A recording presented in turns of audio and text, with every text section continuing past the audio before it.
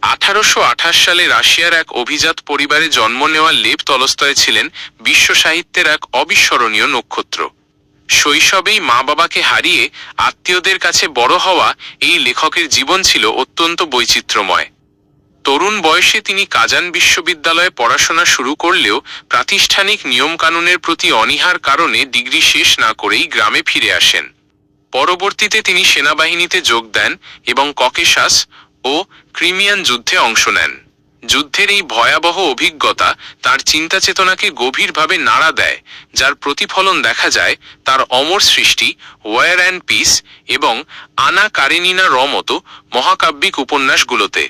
তার লেখায় তৎকালীন রুশ সমাজের বাস্তব চিত্র এবং মানুষের মনস্তাত্ত্বিক টানাপোড়েন অসাধারণভাবে ফুটে উঠেছে।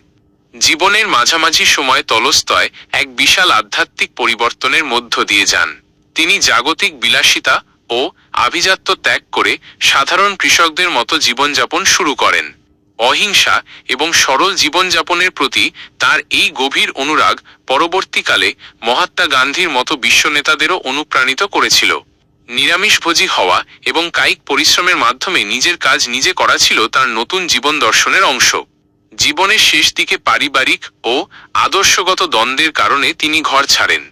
1910 সালের 20 নভেম্বর এক ট্রেন ভ্রমণের সময় অসুস্থ হয়ে আস্তাপোভো রেলওয়ে স্টেশনে এই মহান লেখকের মৃত্যু হয়। তাঁর সাহিত্য আজও বিশ্বজুড়ে মানুষকে শান্তি ও সত্যের পথে চলতে অনুপ্রাণিত করে।